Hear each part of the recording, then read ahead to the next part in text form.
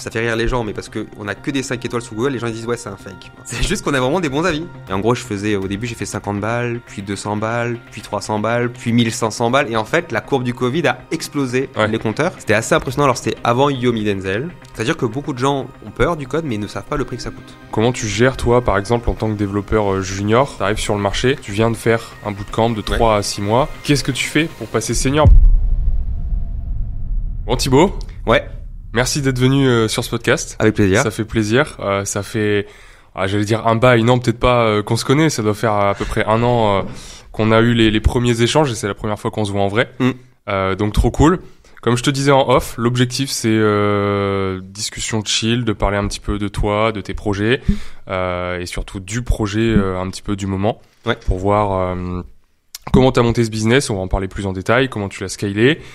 Et surtout, comment est-ce que un dev qui nous écoute ou un no-dev, un no-codeur un développeur no-code pour l'instant. Yes, top. Bah vas-y, je te laisse te présenter un petit peu toi dans les grandes lignes. Après, on ira en détail. Ok, alors je m'appelle Thibaut Marty, j'ai à peu près 35 ans. Parce que je veux pas avouer que j'ai passé les 35 ans. Et j'ai fondé la société, on va l'appeler École, qui s'appelle Auto, qui promet le fait d'apprendre à utiliser des technologies pour faire des applications à des personnes qui n'ont pas de compétences techniques. En fait, à l'origine, moi j'ai créé plusieurs boîtes, j'en ai créé à peu près 5. Et en fait, c'était des petits projets à la base et j'ai toujours été bloqué par le fait que je savais pas développer.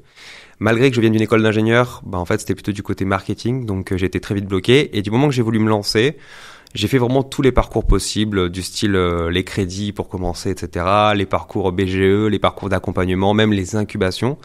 Et à chaque fois, en fait, du moment qu'il fallait développer, c'était tu te débrouilles. Donc on avait des budgets, mais on devait aller voir des agences. Et moi, je viens du monde des agences. À la base, j'ai fait des agences web marketing où j'étais dans le côté chef de projet. Et donc, je sais ce qui se passe dans les agences, je connais les coups et je voulais pas aller là-dedans.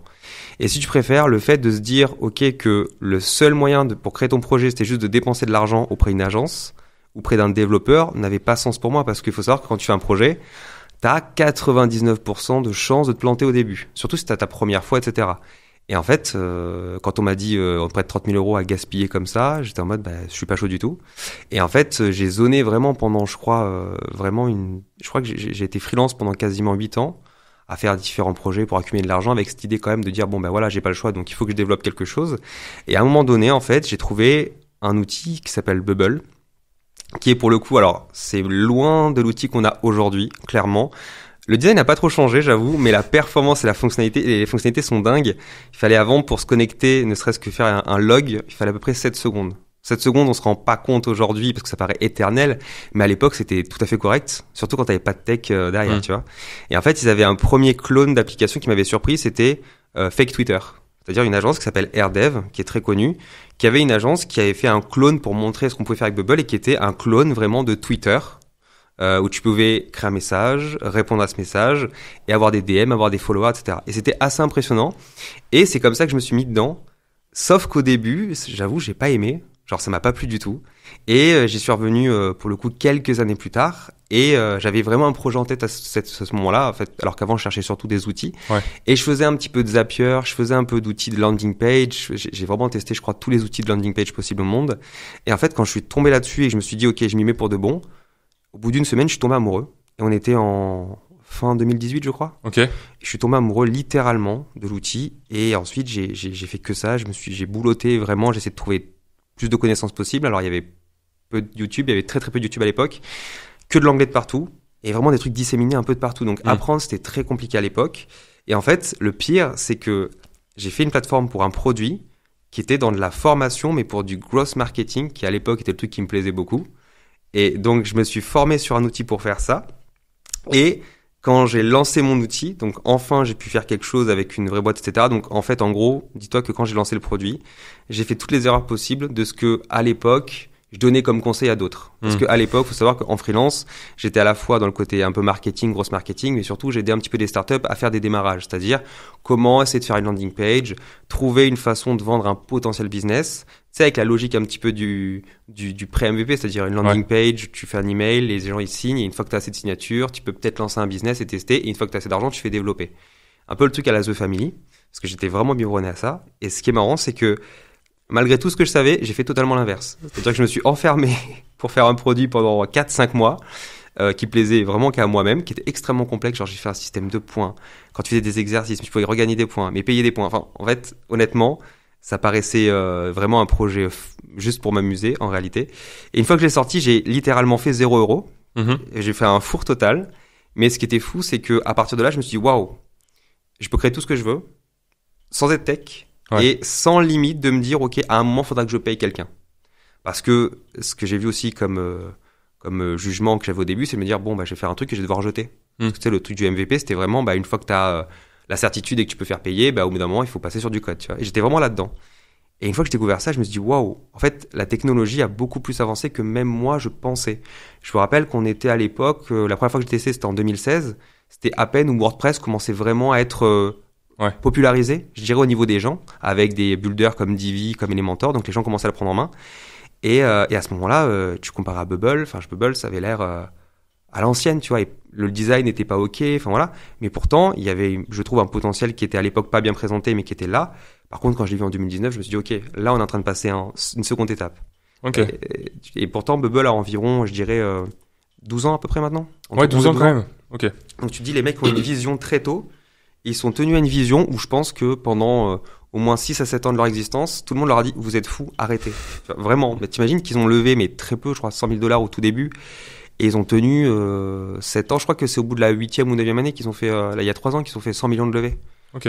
Mais ils sont tenus avec des fonds aussi relativement petits. Enfin, Emmanuel le raconte, tu vois, je l'avais interviewé là-dessus. Le fondateur, un des 2 fondateurs qui est français. Donc ça, c'est assez intéressant. Et que derrière ça, en fait, il explique que, globalement, sa volonté dès le début, c'était d'avoir un sujet où tout le monde pourrait créer une application. Et il faisait une métaphore que j'aimais beaucoup, c'est les gens, en fait, c'est pas parce que t'es musicien que tu dois savoir faire du solfège pour faire de la musique. Tu peux juste taper un peu de la batterie, ça sonne joli, c'est cool. Si t'as envie d'aller plus loin, tu peux apprendre du solfège, mais ça t'empêche pas de monter un groupe. Ouais. Et je trouve que le fait de se dire, j'ai pas besoin de demander la permission, et je peux y aller, je trouve ça hyper intéressant, sans avoir à passer par la phase solfège, donc apprentissage du code, etc., etc. Sachant qu'en plus, à l'époque, moi, j'avais donné des cours dans pas mal d'écoles, dont le Wagon, dont Simplon, etc., et franchement, le code, c'était vraiment la voie royale pour sans changer de vie, sauver sa vie. Tu sais, il y avait vraiment l'image de le code pour changer de vie. C'était vraiment littéralement le message. Et alors que, enfin, tu sais que 3 mois de code, ça va pas changer grand-chose. Il y a beaucoup de travail à faire derrière, et c'est vraiment c'est un chemin de croix, le code. Faut vraiment, c'est une vocation pour moi, tu vois, vraiment. Parce que j'ai pas aimé ça à la base déjà, tu vois. Et ce qui est fou derrière, c'est que à partir de là, je me suis dit, ok, je peux faire n'importe quel produit. Et du coup, j'ai recommencé un produit en me disant, il faut que je montre aux gens comment déjà utiliser des technologies comme le no-code. Il n'y avait pas le non-no-code à l'époque. Hein. Le no-code est arrivé en 2019. Okay. Donc je parlais surtout de Zapier. Et c'est marrant parce que mes premiers tutos étaient sur des outils de landing page, des outils d'automatisation, mais pas sur du Bubble. Bubble est arrivé plus tard parce que j'avais peur de me dire, ok, est-ce que tu es légitime pour en parler ? Et surtout, est-ce que c'est pas trop technique pour les gens que tu veux toucher ? Et je pense que c'est au bout de 3-4 mois où je me suis dit, mais en fait, ce que moi j'ai ressenti, il faut que les gens le ressentent. C'est-à-dire, une fois que tu tombes amoureux de l'outil, il n'y a plus de retour arrière. Aujourd'hui, je peux être maître pour la première fois de ce que je veux faire sans me dire que je dois passer par la voie du code ou payer. Et là, il se passe quelque chose. Et donc, du coup, j'ai fait des tutos. J'ai fait la première formation en français sur Bubble, qui était en 2019, à peu près. 2019, je te dis ça, mais 2019, entre 2019 et 2020, à mon avis. Ouais, c'est ça, 2019, pardon. Parce qu'il y a eu un avant auto, forcément. Il faut savoir qu'à l'époque, je faisais du dropshipping. Du coup, beaucoup de Shopify. Ouais, justement, est-ce que tu pourras revenir un petit peu sur les différentes boîtes que tu as lancées ou peut-être les petits business parce que t'entends par boîte, il y a peut-être eu des choses entre tout ça, refaire un petit peu le parcours. Ouais, alors je vais dire des trucs qui vont être, on va dire, politiquement pas corrects. Je préfère le dire, voilà, on va me censurer, mais voilà. Et je reviens juste après, du coup, je fais juste la naissance d'Auto et ensuite je refais le bagage parce que tu vas voir que, en fait, pour moi, ça paraît vraiment discontinu sur plein d'aspects, mais en fait, à la fin, ça revient au même point. Spoil, c'est vraiment, on revient exactement au même époque qu'au début. Et en fait, quand j'ai lancé donc, entre-temps, je faisais du dropshipping. Donc, en fait, un dropshipping qui était sur les pierres de lithothérapie. Je le dis au public, et à chaque fois, les élèves, ça les fait mourir de rire parce que le shop, effectivement, a été revendu. Mais je peux vous dire que s'il y a une expérience à faire, donc moi, je suivis les gourous à l'époque. J'avais même sur Paris, j'étais venu sur Paris, etc. C'était assez impressionnant. Alors, c'était avant Yomi Denzel, voilà. Mais c'était déjà un univers où j'ai appris beaucoup de choses. Et surtout, ça apprenait aussi à utiliser Shopify, à faire des publicités, enfin à faire vraiment tout le pipe de dire à l'utilisateur, je lui trouve un produit que je lui propose à travers des axes d'acquisition. Et tout ça va me permettre de générer du chiffre que je vais réinvestir dans de la communication et de faire un cercle vertueux qui te permet d'augmenter ton business. Et après, effectivement, on est passé sur un sujet, alors nous c'était peut-être notre modèle, mais on est passé du dropshipping avec livret AliExpress, etc., à acheter nous-mêmes les pierres. Et j'ai fait beaucoup de colliers, de bracelets, tout. Mais vraiment manuel, c'est-à-dire qu'on avait acheté du stock à différents commerçants et ensuite on le faisait directement chez nous. Donc vraiment du business à l'ancienne avec l'envoi à la poste manuellement. C'était un autre délire. Mais je trouvais que c'était intéressant parce qu'on avait toutes les techniques du dropshipping, mais adaptées à des vrais produits. Du coup, on pouvait faire personnaliser, on pouvait vendre un petit peu plus cher, mais surtout, on se sentait en accord avec ce qu'on faisait, tu vois. C'était surtout ça le plus gros problème. On était deux et je l'avais filé je l'ai revendu à mon associé parce que je pouvais pas continuer ça et auto. Qui s'appelait Auto Tools à l'époque. Ça a été un vaste sujet. On a travaillé du coup avec cette fille-là, on a travaillé sur les démarrages d'auto et ensuite tout a changé. Il y a eu beaucoup de modifications. Mais en gros, une fois que j'ai lancé la formation Bubble, il y a eu un truc qui s'est pas donc effectivement, je crois que c'était plutôt effectivement 2020. Parce que en vrai, genre 4 mois plus tard, le Covid est arrivé, genre littéralement. Et donc j'ai commencé, je crois en fin d'année, j'avais des petits tutos. Ensuite il y a eu la formation. Et en gros, au début, j'ai fait 50 balles, puis 200 balles, puis 300 balles, puis 1500 balles. Et en fait, la courbe du Covid a explosé les compteurs. Et en parallèle, si tu préfères, les gens que je commence à former, j'étais très très proche d'eux. Parce que j'avais vraiment la volonté de savoir qu'est-ce qu'ils en pensaient. Parce que j'avais très très peur de me dire que le côté français sur une technologie, les premières choses qu'on me répondait quand je parlais à des personnes, c'est de dire ça n'existe pas. Ce n'est pas possible. Il y avait vraiment un sujet de si ça existait, ça se saurait. C'est trop beau pour être vrai et il y a une douille quelque part. Et vraiment, et je peux comprendre que tu le vois comme ça parce que quand on te sermonne depuis très longtemps que seul le code te permet d'avoir une application et qu'il faut payer pour ça, et qu'il y a des gens qui font de longues études pour ça, ça ne te paraît pas logique d'avoir un outil que tu peux apprendre toi-même. Et en plus, à l'époque, le truc, c'est que la formation, tu pouvais la suivre, je pense en un mois, tu pouvais la plier. Alors, pas à haut niveau, mais tu pouvais la plier. Et en fait, à un moment donné, je me suis dit, ok, faisons un truc plus fort, faisons un bootcamp, sur un peu le modèle Le Wagon, sauf que c'était en 3 semaines. Et je prenais des gens. Alors, c'était tout à distance, parce que du coup, Covid oblige. En plus, je suis devenu papa entre-temps, enfin, c'était très compliqué. Ce serait un autre passage, je pense. Il faudra prendre des mouchoirs parce que vous allez pleurer. Mais voilà. Et en fait, à ce moment-là, les premiers utilisateurs que je fais, je crois qu'ils sont une dizaine et ils payent 300 €, un truc comme ça. Vraiment, j'étais tout seul. Donc, tu vois, c'était vraiment à la main. T'étais tout seul à former. Comment ça se passait un peu? Qu'est-ce que tu délivrais? Alors, moi, je pars toujours du principe que la formation, elle était déjà tournée, déjà toute faite. Donc, moi, ce que je faisais, c'est que vraiment, les cours que je donnais, ils étaient vraiment calqués sur vous avez la formation et je considère que la formation, t'as tout en ligne à ce moment-là sur la plateforme. Moi, ce que je vais apporter comme appui et plus-value, c'est plutôt dans les périodes de questionnement, d'exercice et donc de pratique. Et pour moi, je faisais la formation le matin, ils sont en autonomie, on se dit bonjour, on fait une météo, on discute des points de la journée, ce qui va se passer. Et l'après-midi, par contre, on est tous ensemble pour faire les exercices, faire les corrections et surtout répondre aux questions et aux points précis. Et ça peut être du démo live, ça peut être pas mal de sujets qui sont en mode interaction avec les gens. D'accord. Et ça m'arrivait aussi de faire des sessions un peu plus nocturnes, où quand il y avait des besoins spécifiques ou même des interviews de trucs intéressants. Alors, pas au début, mais après, ça arrivait que d'anciens élèves voulaient parler de leur expérience et de ce qu'ils avaient fait. Et ensuite, du coup, on a décliné d'autres modèles. Mais à l'époque, l'objectif, c'était de se dire, OK, je veux pas faire les trucs chiants qui, pour moi, sont très structurants. Et surtout, j'avais testé, je veux dire, faire du no-code pendant que quelqu'un refait du no-code à côté de moi en Bubble pour qu'il refasse étape par étape, il comprend pas ce qu'il fait. En gros, le principe, c'est que tu regardes une première fois la vidéo, même en accéléré, c'est pas grave. Une fois que tu as compris un petit peu la logique, tu pratiques en regardant ce que j'ai fait avec on va dire, tu as accès au back-office de Bubble, tu regardes un peu ce qui s'est passé et à partir de là, tu dis, OK, ça j'ai fait juste, ça j'ai pas fait juste et tu vérifies le résultat. Mais faire un truc point par point où tu arrêtes la vidéo, tu refais et tout, très souvent, les gens perdaient plus de temps que ça et surtout, ça rentrait pas. C'est-à-dire que les gens avaient peur d'être en retard plutôt que de faire l'exercice et de le comprendre. Donc, on a changé notre pédagogie. Et bien évidemment, à côté, mon outil, j'avais pas utilisé un Podia, j'avais pas utilisé un Teachable, j'avais utilisé Bubble pour faire de la formation, des tutos sur Bubble. Donc j'avais toute la possibilité de rajouter des modules dans ma propre formation et de rajouter des modalités de formation. Par exemple, je demandais les liens des applications pour pouvoir les corriger moi-même. Et donc c'était super parce qu'ils avaient une formation avec un retour, une correction, et ce qu'on a toujours aujourd'hui, une correction avec différents niveaux de correction. Et surtout des conseils en fonction de leur projet. Et l'objectif à la fin, c'était effectivement créer ton projet. Alors 3 semaines, c'était très intense, vraiment. Okay. C'est-à-dire qu'on faisait vraiment beaucoup d'heures et on n'avait pas trop de limites le soir. Et en fait, les gens ont tellement aimé ça que directement après, j'ai eu des personnes, notamment Johan, qui est resté très très longtemps mentor chez moi et qui est aussi aujourd'hui mentor aussi en dehors. En fait, j'ai créé un petit peu l'unité des mentors, c'est-à-dire des personnes qui sont passées par nos formations, qui connaissent assez Bubble pour pouvoir former derrière moi. Ouais. Et donc du coup, l'idée, c'est qu'au bout de 2-3 sessions, j'ai arrêté de former et c'est eux qui ont pris la suite en termes de mentoring. Avec toujours l'idée de le formateur en réalité, c'est un mentor, c'est-à-dire que c'est pas lui qui délivre le savoir, c'est lui qui va apporter l'accompagnement. C'est-à-dire que pour moi, on va dire, dans un contexte de bootcamp, je précise quand même, avec un temps limité, dans la journée, etc., t'as tellement de choses à voir que si je mets le fait d'avoir un formateur, on va aller au rythme de la personne la plus lente du groupe. Ok.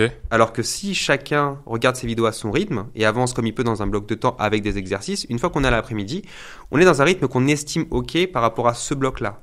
Bien sûr, tu rajoutes à ce moment-là de l'extra s'il y a besoin d'accompagnement en dehors. Donc on a le Discord pour ça. Enfin, on avait à la base c'était pas Discord, mais après c'est devenu Discord. À la base on utilisait un autre système, mais c'était même l'idée, une espèce de forum, tu vois, mais c'était l'idée. Et l'objectif, c'est que en fait, grâce à ça et du coup des temps d'accompagnement perso, on se retrouvait à un rythme qu'on estimait comme ok par rapport au rythme de la formation. Ce qui fait que les gens, on a eu finalement très très peu de gens qui ont abandonné, malgré le rythme, parce qu'on avait une ambiance et surtout un accompagnement très humain. Alors que à l'époque, paradoxalement, en Covid, tout était à distance. Et du coup, les gens commencent à nous demander comment ça se passe après la formation. Est-ce qu'on peut continuer à avoir l'accès au Discord? Est-ce qu'on peut commencer à continuer à se dire bonjour le matin? Et en fait, du coup, on a continué à rajouter à partir de là des offres du soir. Alors déjà, on a fait des bootcamps tous les soirs pendant 6 semaines. Enfin, c'était long, tu vois, parce qu'on déblait les trucs. Mais au final, on est arrivé. Et surtout, vu qu'il y avait toujours la formation et à côté beaucoup de tutoriels, les gens, ils avaient un service complet. Et l'objectif derrière, c'est que c'est comme ça qu'aujourd'hui, tu vois, on a formé quasiment en bootcamp, quasiment 1000 personnes en tout. Et aujourd'hui, beaucoup de ces personnes sont dans des boîtes, sont dans des agences, sont dans pas mal de choses. Il y a des agences qui sont créées grâce à nous, clairement. Il y a une agence qui, je crois que tous les membres, et maintenant ils recrutent chez nous en plus, donc tous ces membres vont se passer par nos formations.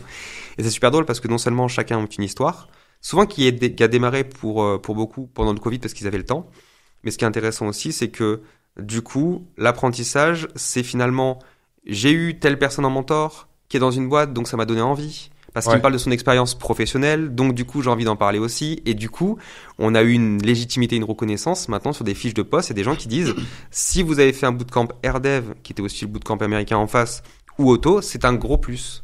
Et c'est ça qui est dingue, c'est qu'on a eu une sorte de remerciement parce que les gens qui aujourd'hui ont pris de l'expérience, on peut dire ça fait 4 ans maintenant, quasiment, qu'on est sur Bubble, spécialisé dessus.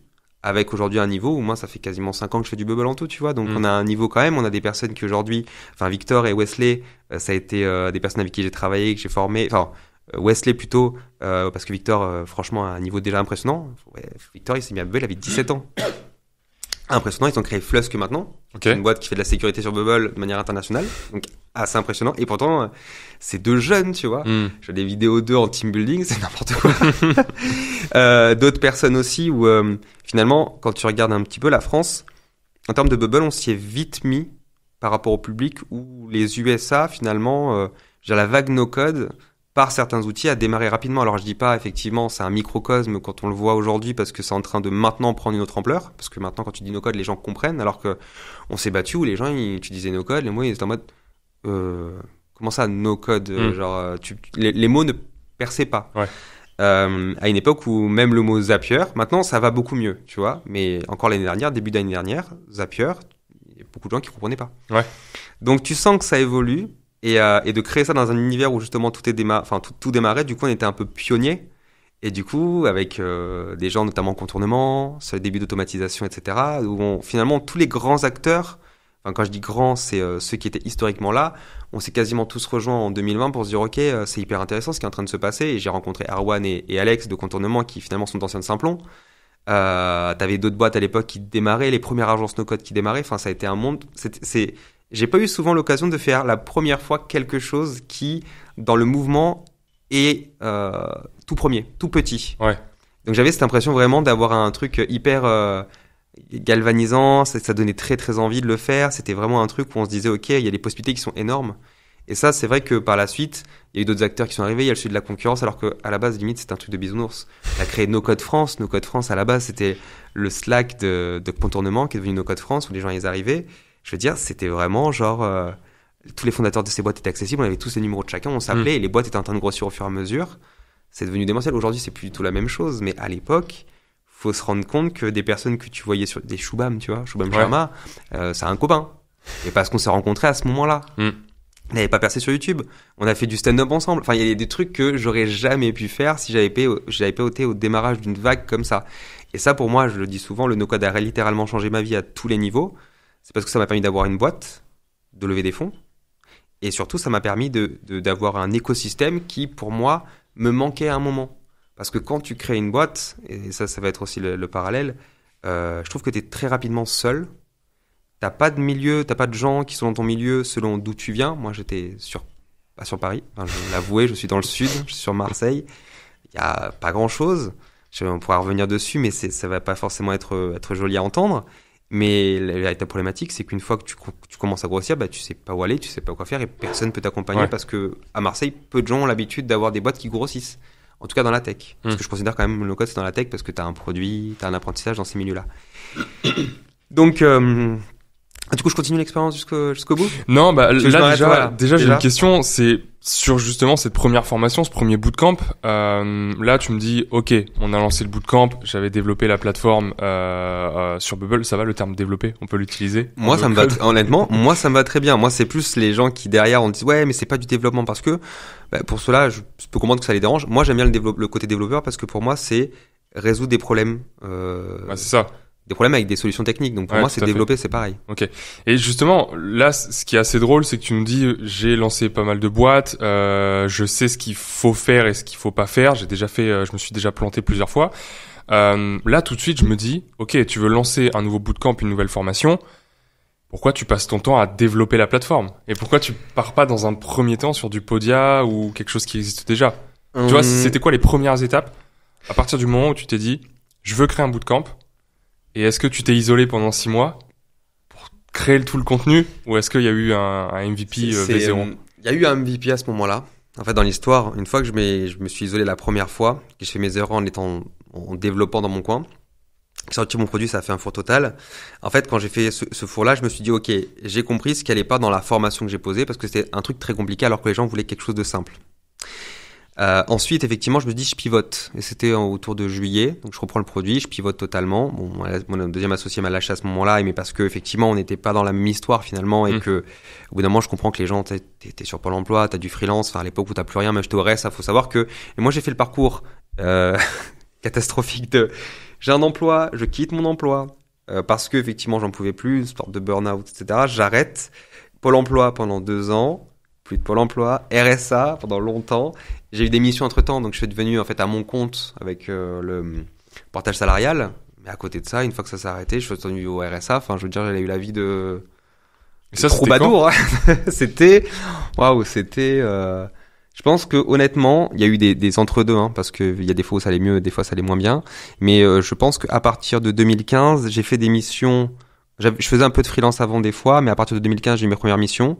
Et honnêtement, je me rappelle très bien la fois où j'ai eu un gros problème avec une prestation qui m'a pas été payée. Je suis allé jusqu'à un procès avec un client freelance à l'époque. Enfin, j'ai fait tous les trucs, si tu préfères, que j'ai pu faire. Je me suis retrouvé avec un procès parce que le mec voulait pas payer, donc je l'attaque, etc. Et en fait, je me retrouve bloqué. En fait, je pouvais pas lâcher la couveuse où j'étais alors que j'avais à côté Auto qui commence à... Enfin, pas Auto à l'époque, mais j'avais le truc de dropshipping, donc c'était hyper compliqué. Et je me suis retrouvé dans le cas où, en fait, j'avais quand même des prélèvements et je me suis retrouvé à devoir être au RSA à nouveau. Donc RSA c'est 600 balles, hein, à vivre avec 600 balles à nouveau, alors que effectivement tu te dis putain je fais du freelance, ça se passe bien. Et hop, 600 balles, donc tu fais quelques missions et tu remets à l'ancienne quoi. Et donc à ce moment-là, effectivement, je peux comprendre que quand tu pars dans la partie création de projet, faire du freelance, même si j'en fais un tout petit peu, et faire de la création de projet, c'est très compliqué. Plus faire les cours, plus voilà. À côté, j'ai eu la chance d'avoir des périodes de cours sur quelques jours avec le wagon et sur des périodes de très longues, genre 6 mois avec Simplon. J'étais professeur expert en gros sur WordPress. Donc, j'ai fait beaucoup de techno et le but c'était de créer des sites, etc. Et le côté un peu marketing autour des sites, donc ça me payait bien. Ça m'a permis de faire assez de trésor pour pouvoir faire les deux. Mais moi j'ai un rythme de travail, je préfère, c'est 8h30, allez, 19h. Ensuite, là, c'est le temps de famille. Et de 22h à 1h, je rebosse, quoi. Ok. Enfin, j'ai un temps de vie... Mais parce que j'aime ça. Je ne conseille à personne, mais j'aime ça. Les vacances, je m'ennuie, donc je travaille à nouveau. Mais ça, c'est un autre sujet. Je crois que j'ai oublié ta question en plus. Oui. Bah, voilà, les démarrages Les démarrages. Donc, une fois que j'ai fait ça, j'ai lancé le côté tuto. J'ai commencé par des tutos vraiment simples. En plus, on avait des tutos. C'était trop drôle. C'est que j'avais trouvé un outil qui s'appelait Flick.io à l'époque, où en fait, tu faisais des screens. Et en fait, ces screens-là, tu cliquais sur des endroits de cette screen-là. Ouais. Et en fait, ça faisait une sorte de tuto interactif, ouais, okay. mais point par point. Et je crois que honnêtement, on a fait le calcul il y a longtemps. C'était plus de 2000 écrans qu'on a fait comme ça pour une cinquantaine de tutos. Enfin, une première version de la formation. Bah, en fait, c'était même pas la formation Bubble, c'était la formation Zapier. C'était des petits tutos sur Zapier. Oui, c'est Zapier, ok. Landing page, on avait fait... Avant Umso, ça avait un autre nom, mais c'était des trucs comme ça, et donc des outils de création. Et en fait, ce qui se passait, c'est qu'ensuite, j'ai rajouté la transcription à la main. Et je faisais la voix par-dessus. D'accord. Donc je sais pas si tu te rends compte, parce qu'à la base, il y avait vraiment une voix robot, mais en français, les voix robots, elles sont dégueulasses. Ah, t'avais une voix robot, donc capture d'écran. C'est ça. Ensuite, script que tu mets par au-dessus, qui est fait par une voix robot. Ouais. Et ensuite, tu viens, toi, enregistrer. Ouais. En fait, la voix robot, honnêtement, je l'ai jamais mis en place, sauf sur des très petits trucs, parce que franchement, c'était vraiment horrible. Ok. Et donc, du coup, on a vraiment fait beaucoup de tutos, et j'étais pas le seul à le faire, hein. Vraiment beaucoup de tutos, je faisais à la voix, et genre, ici, faisais ça. Enfin, en fait, ça. Ouais. Ici, cliquez là. Là maintenant vous allez pouvoir rajouter ce truc là et en fait pourquoi dans ma tête je me dis mais pourquoi t'as pas voulu faire juste des vidéos simples tu vois clairement. Après certains trucs on les a transformés en vidéos donc elles sont devenues des vidéos sur YouTube. Ensuite on a testé effectivement le format vidéo plus simple mais c'est vrai que c'était tellement point par point qu'on se disait ça peut être une bonne idée. Ouais. J'ai même fait des tutos en mode ASMR parce qu'on était vraiment en mode fatigué tu vois de faire ça et c'était on va dire le problème d'une plateforme de contenu c'est que si t'as une plateforme mais pas de contenu, du coup, tu peux pas tester ton MVP. Mm-hmm. Donc, dans le MVP, t'as les conditions minimum de l'exécution quand même. Donc, j'avais compris que dans la première formation, le système était trop complexe pour ce que c'était. Donc, j'ai simplifié. J'ai gardé vraiment le sujet création de contenu, de modules de formation. Utiliser ces modules de formation, parce que j'avais déjà le sujet d'exercice avec des liens de correction, d'envoyer les liens spécifiques. En gros, les liens, c'était quoi? À la base, on pouvait partager ces apps, je crois, pour qu'on les voit en question. Tu vois, les Zapier, on pouvait partager des automatisations pour les contrôler.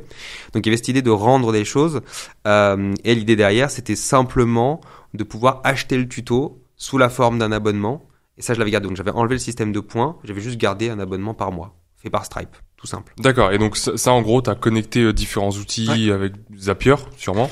Non, parce que vu que c'était sur Bubble, en fait, les API de Bubble te permettent de te connecter. Enfin, t'as même des plugins et le plugin Stripe marchait très bien. Enfin, tout était fait en interne. Et même pas besoin de connexion extérieure. Ok, donc dès le début, en fait, t'as développé ta propre plateforme de formation, mais qui était assez simple.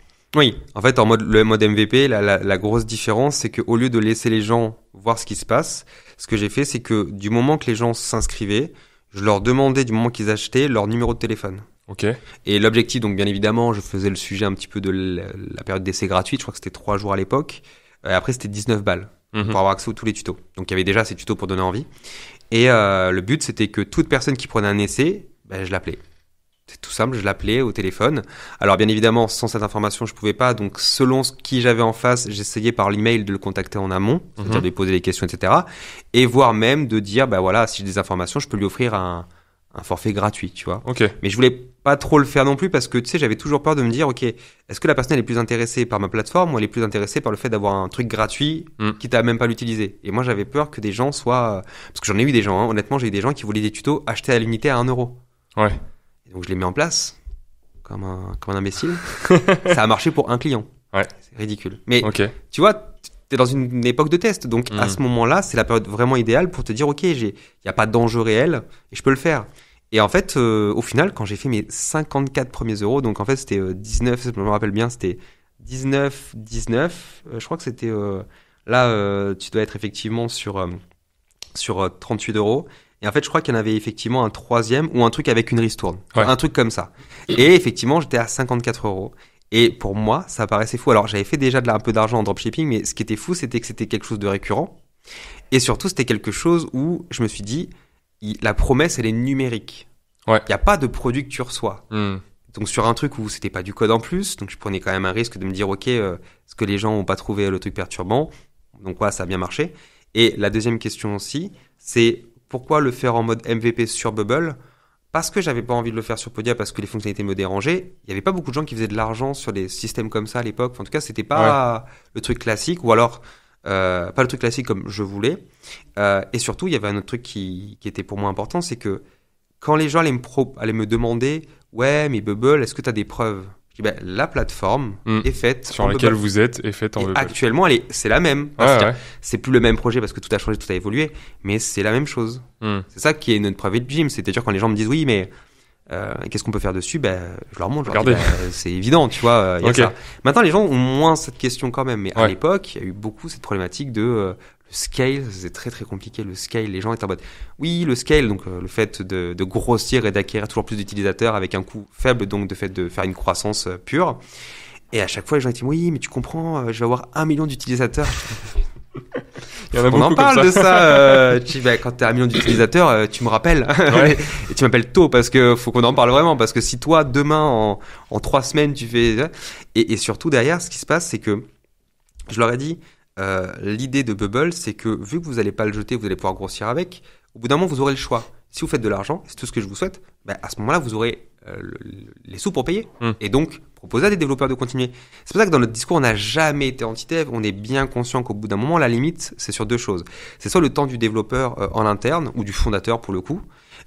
Effectivement, c'est un temps limité, donc au bout d'un moment, tu peux pas faire tout. Donc, tu peux pas faire le marketing, le développement, etc. Donc, pour moi, même si le produit vient en premier, tu as quand même besoin de déléguer. Et donc, soit effectivement, tu délègues avec des gens sur Bubble si tu peux, mais si ton business marque que tu fais déjà assez d'argent et que tu as envie de passer en code, passe en code, tu vois, j'ai pas de questions. La technologie, bien évidemment, au bout d'un moment, il y avait des limites. Tu vois, il y avait une boîte qui s'appelait Campsider à l'époque, qui est toujours Campsider aujourd'hui, qui avait fait une marketplace dans le monde du sport. Tout Bubble. Honnêtement, impressionnante pour l'époque. Ils ont levé d'abord 1 million, puis maintenant, je crois qu'ils ont levé 5 à 10 millions. Enfin, c'est en train de grossir. Au bout d'un moment, c'est des problèmes de performance. Parce qu'effectivement, le sujet, c'est que ils avaient trop de produits par rapport à la performance des pages, surtout dans une marketplace où tu as des obligations SEO, en gros. Et donc, ça bloquait. Mais c'était une marketplace de seconde main, de vêtements de sport. Et pour le coup, on a beaucoup parlé. Ensuite, effectivement, donc, ils sont passés par du code pour aller plus vite. Donc, il y a eu 6 mois de refonte et des gros budgets. Et là, ils ont dépensé 300, 500 000 euros sur ça, tu vois. Donc, c'est pas le même projet. Et pour le coup, Bubble aussi a fait des évolutions après. Maintenant, les sujets de vitesse ont bien évolué entre milieu 2023 et maintenant. Ok. Ça a quasiment, ils ont changé les forfaits, enfin, ils ont beaucoup fait d'évolution sur les performances. Mais à l'époque, effectivement, certaines personnes se retrouvaient bloquées. D'abord sur ça, et d'abord aussi, et ce qu'il faut savoir, ce qui a été notre deuxième problématique, c'est que quand tu apprends à des gens à faire du Bubble à un niveau de création de produit, faut savoir que le sujet du bootcamp, c'était pas apprendre à faire du Bubble. L'offre, c'était créer ton produit en no-code. C'était une vision où on pouvait créer un produit, et donc on se limitait à des fonctions qui n'étaient pas des fonctions back-end, API, des trucs extrêmement complexes. Maintenant, on a un peu évolué, mais à l'époque, on est vraiment très très cadré par rapport à ça. Et l'idée, c'est que des personnes qui ont fait le bootcamp, vu qu'on était le premier, en fait, soit des gens ont continué à se former et à apprendre, soit des gens effectivement ont arrêté un moment et on va dire se sont dit ok, je fais du Bubble, donc je peux être développeur. Et là, on a commencé à voir le contre-effet, donc au bout d'1 an quand même, c'est que des personnes qui n'avaient pas le niveau nécessaire pour être vraiment freelance commençaient à faire des projets avec des imbrications et des implications techniques importantes qui n'étaient pas forcément très optimisées, sécurité, performance. Et du coup, on s'est trouvé un peu responsable quand même de ça, dans le sens où faire du Bubble, t'apprends pas du Bubble en 1 mois. Malgré tout ce que les gens vont tenter de vous dire, oui, tu peux faire du Bubble pour effectivement faire ton projet. Mais pas pour travailler professionnellement sur un client avec la sécurité, la performance et les implications budgétaires que ça demande. Payer en tant que freelance, il y a des obligations et des respects à avoir. Et c'est vrai qu'on a eu on a des projets qu'on a dû reprendre, récupérer, ou au moins vers des freelances qu'on devait recommander parce qu'effectivement il y avait ce manque-là. Et ça peut arriver, c'est comme dans toute techno, mais c'est vrai que à la base le truc a grossi plus vite que ce qu'on a prévu parce que les boîtes qu'on a aidées, certaines se sont lancées, certaines ont fait beaucoup d'argent et certaines ont commencé à vouloir recruter d'autres personnes et il n'y avait pas de formation, tu vois, pour aller plus loin. Donc les personnes faisaient ce qu'elles pouvaient aussi pour monter en expertise. Et du coup, on a créé une deuxième formation d'un niveau développeur où là, on est plus sur 3 semaines. Là, on est déjà un petit peu, on est aujourd'hui sur 1 mois. Et là, maintenant, on a quasiment rajouté 2 mois de formation en plus. Donc 3 mois, donc le même niveau que le wagon. Sauf que on est sur vraiment un sujet où on a un très très bon niveau en sortant parce que c'est intensif. On rigole pas du tout là-dessus. Là, j'ai des bootcamps qui sont en direct en même temps, donc sur Discord, donc c'est très très intensif et surtout on a un formateur qui est présent tous les jours, même si c'est à distance. Et surtout, nous, on valide tous les contenus, les QCM, etc. Vu qu'on est un organisme validé Calliope, on a tout ce cadre-là qui est obligatoire. On a une certification, donc on est obligé de respecter tout ce cadre et surtout que nous, en fait, nos élèves sont nos ambassadeurs. Ok. Donc aujourd'hui, si je préfère, ça fait rire les gens, mais parce que on a que des 5 étoiles sur Google, les gens ils disent ouais, c'est un fake. En fait, c'est juste qu'on a vraiment des bons avis parce que les formateurs, ils reçoivent des cadeaux au bureau. Et arrêtez d'envoyer du sucre à Nicolas, ça le rend agité, quoi, sérieusement. Mais ils reçoivent des chocolats. Il y a quelqu'un qui a envoyé 2 kilos de chocolat au bureau. Je sais pas si tu te rends compte ce que c'est 2 kilos de chocolat. Est-ce que tu te rends compte que c'est le poids que ça fait pour les gens qui en mangent? Mais on a des trucs comme ça parce qu'on a une expérience. On essaie de le rendre dans la com. Des fois, on le fait, des fois, on le fait moins, mais on a un truc très, très humain. Malgré qu'on soit totalement en ligne et qu'on n'a pas de locaux. Okay. On a un truc très humain qui font que les gens, malgré le fait qu'ils fassent 1 mois, 2 mois, 3 mois, ont une expérience qui est complète et intense. Et je considère que les bootcamps sont un événement de formation et pas une formation. Ouais. C'est-à-dire un truc qui va te rappeler quelque chose dans ta vie. Et je pense que tu peux faire le test, mais toutes personnes qui sont passées par Auto s'en souviennent. S'en souviennent par les formateurs, s'en souviennent par l'expérience, s'en souviennent aussi parce qu'on a eu des trucs mythiques. On joue tous les vendredis soirs sur Discord.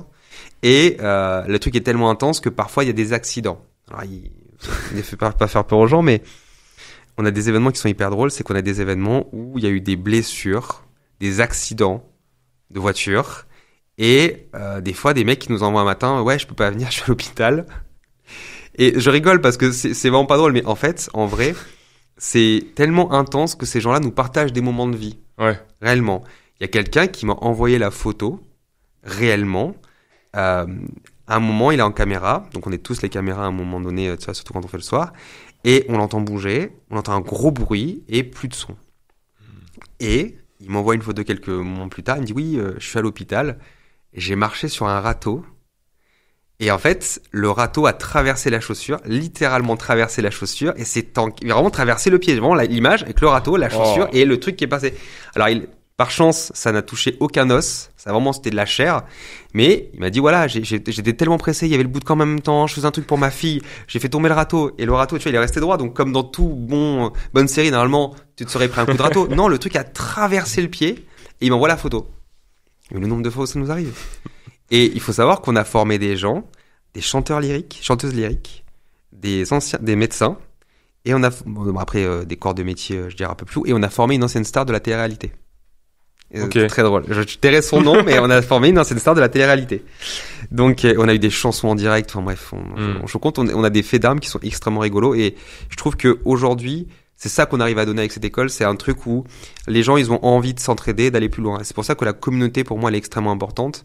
Et qu'on a un peu un sujet sur le roi. Donc en fait, je délire parce que je fais semblant que j'ai un ego disproportionné alors que c'est vrai.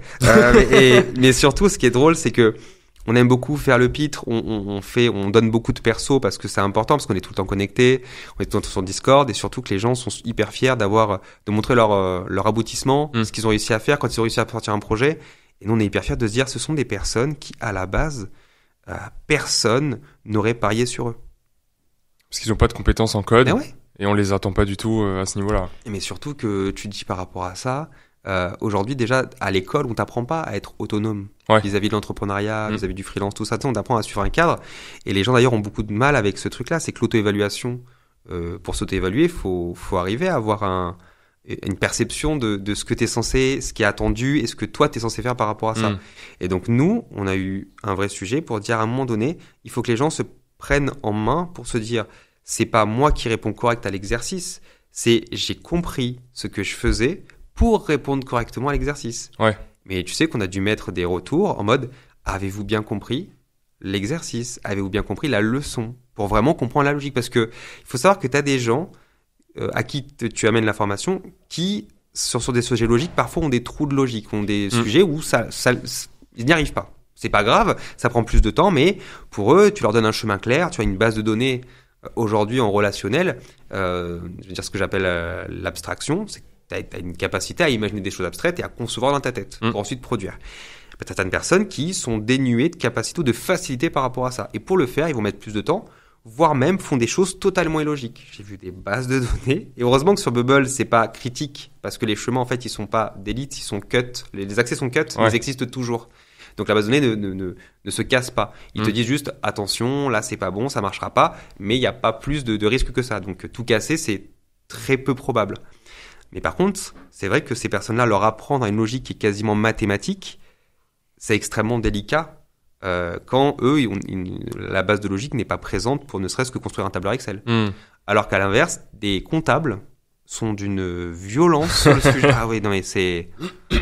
Bah justement, c'est vrai que c'est souvent ça le sujet quand on veut se lancer dans le no-code et qu'on se dit voilà, j'ai pas besoin de coder pour réussir à créer un produit intéressant, mais derrière on se rend compte que la logique pour certains c'est compliqué et qu'un développeur qui passe sur du no-code ou enfin qui juste utilise du no-code aura beaucoup plus de facilité qu'un non-développeur qui découvre ces outils-là. Comment est-ce que vous gérez cette problématique? Des fois des facilités, des fois des difficultés parce que il est habitué à un système qui, d'un côté, par rapport à l'outil Bubble, pas forcément sur d'autres outils, mais l'outil Bubble a une logique en soi, même qui se rapproche, mais une logique des fois qui est contre-intuitive par rapport à des devs, sur lesquels ils pourraient pas faire certaines choses enfin, c'est un outil déjà monolithique, donc back et front mélangés. Le sujet de base de données, des fois, ils sont en mode, putain, mais en SQL, c'est plus simple quand même de faire ça. Et oui, sur Bubble, il y a des choses qui, effectivement, à 80% sont faciles, mais les 20% des fois sont un peu plus compliquées qu'en code. Mais à l'inverse, effectivement, ce que tu gagnes, c'est cette accessibilité-là qui permet à des non-devs de s'y mettre dans la logique. Donc, il y a forcément un gain et une perte dans cette logique-là quand t'es dev. Après, très souvent, oui, bien évidemment, le fait que tu sois dev, tu percutes 1000 fois plus vite le CRUD, par exemple, tu vois, c'est ça qui est important. Ce qu'on s'est aperçu, c'est que si tu prends le code, t'as la logique de programmation et le code. Et pour moi, ce qui est important, c'est de garder la logique de programmation. Pas forcément le code, même si, je t'avoue, HTML, CSS, ça reste quand même pour moi quelque chose qui ne pas forcément être écrit, mais être lu.